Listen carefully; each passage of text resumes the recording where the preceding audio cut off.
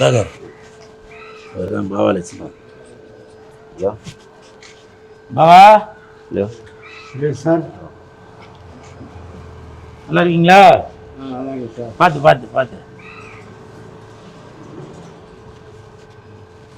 உட்காரு சார். உட்காரு.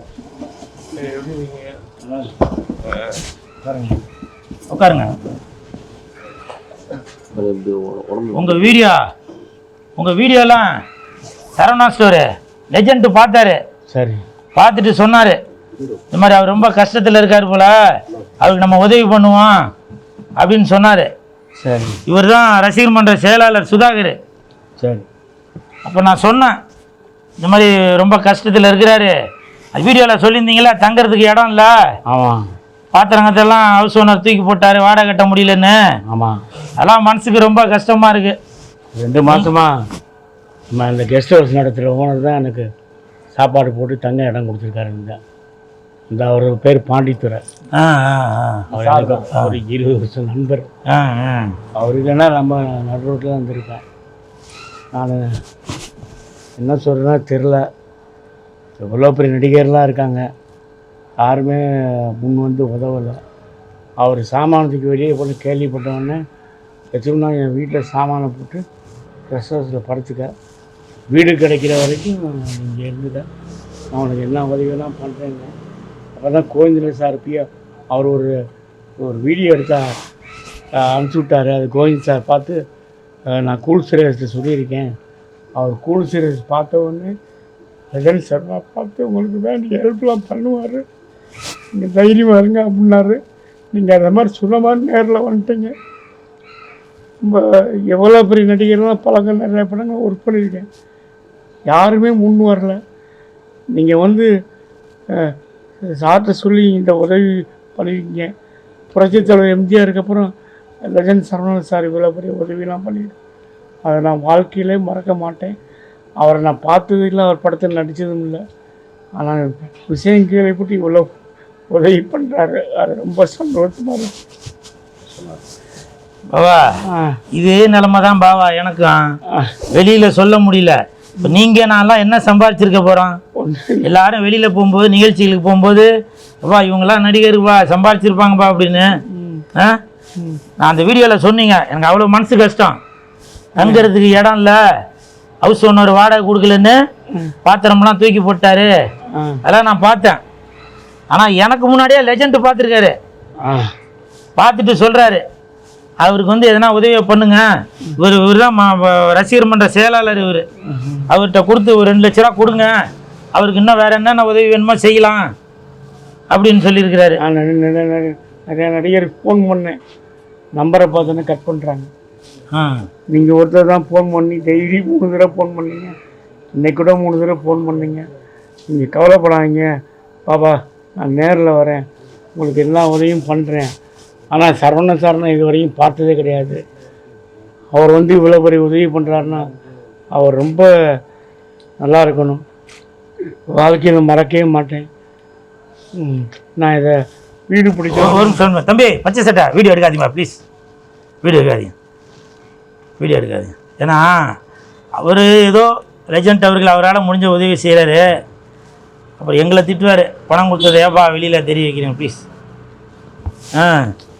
அதான் இந்த பணம் வந்தவொடனே ஒரு வீடு பிடிச்சி ஒரு அட்வான்ஸ் கொடுத்துருவேன். கொடுத்த பிறகு சரவணன் சாரை பார்க்கணும், நீங்கள் தான் கூப்பிட்டு போகணும். ஒரு பண்ணுவார். ஒரு வேலை ஒன்று செய்வோமா? இப்போ லெஜண்ட் அவர்கள் வந்து அவரால் முடிஞ்ச உதவி பண்ணியிருக்காரு, என்ன இப்போ நமக்கு பிஆர்ஓ யார் உங்களுக்கு?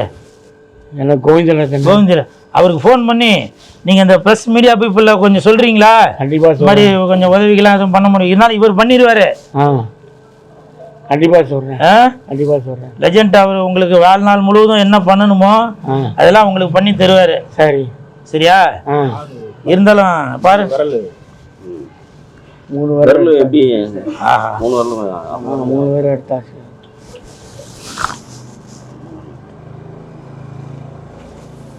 இதனால தான் சார் ப்ராப்ளம் ஆச்சு, அவருக்கு வந்து நடிக்கிறதுக்கான வாய்ப்புகள் என்ன பண்ணிட்டாங்க, வெளியில் அவர் கால் எடுத்துட்டாங்க, பரப்பி விட்டாங்க. ஐயோ, அதனால வாய்ப்பு கம்மியாச்சு. ஆஸ்பத்திரிக்கு போனால் ட்ரெஸ்ஸிங் பண்ணுறதுக்கு 100 ரூபா. அதனால் நானே ட்ரெஸ்ஸிங் பண்ணிக்கிறேன். ஆட்டோக்கு 150 ரூபா ஆகுது. அப்புறம் அங்கே எப்படி ட்ரெஸ்ஸிங் பண்ணுறான்னு பார்த்துட்டு நானே பண்ணிக்கிறேன்.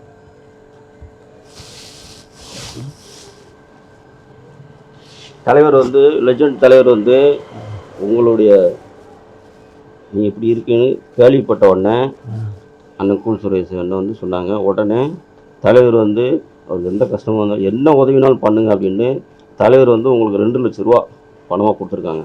நீங்கள் அதை வச்சு ஒரு வீடு எடுத்துக்கங்க, உடம்ப பார்த்துக்குங்க. நீ என்ன உதவினாலும் தலைவர் உங்களுக்கு என்ன செய்வார். உங்கள் மாதிரி நடிகர்களுக்கு நிறைய உதவி பண்ணிக்கிட்டு இருக்காங்க தலைவர்.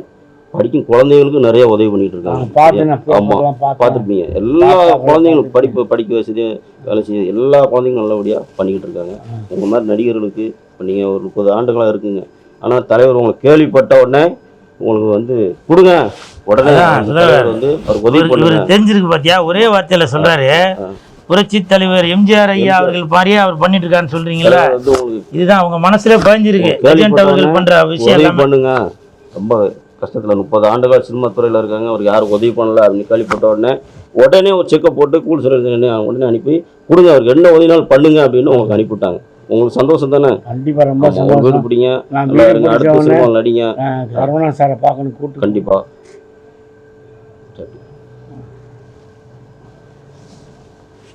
செக்கு தான் கொடுத்துருக்காங்க. சரி, அதை பேங்க்ல போட்டு எடுத்துக்கோங்க. சரி.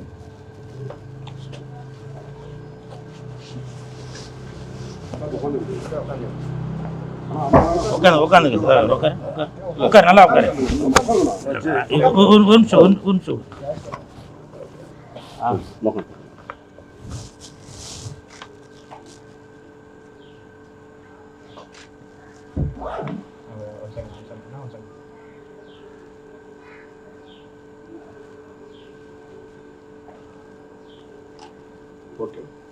உதவும் உள்ளம் கொண்டவர் தான் லெஜெண்ட். நீங்கள் சொன்னீங்களா புரட்சி தலைவர் எம்ஜிஆர்னு, அந்த வழியில் வந்தவர் தான் ஐயா.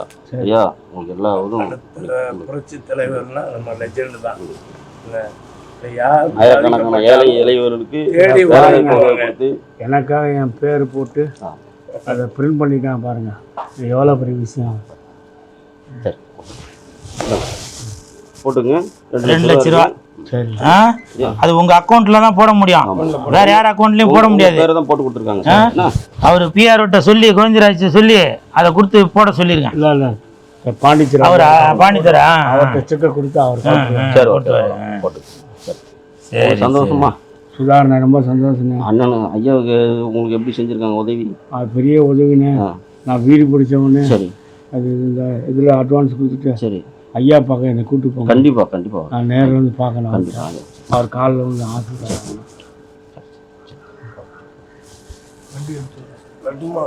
சரி பார்த்துங்க, உடம்பு பார்த்துங்க. சரி பார்ப்போம். சரிண்ணா, அதெல்லாம் மொத்தம்லாம் வேணாம், விடுங்க. நம்ம என்னத்த சொல்றது. வரேன். சரி பத்திரமா சொல்லம்மா. ஓகே.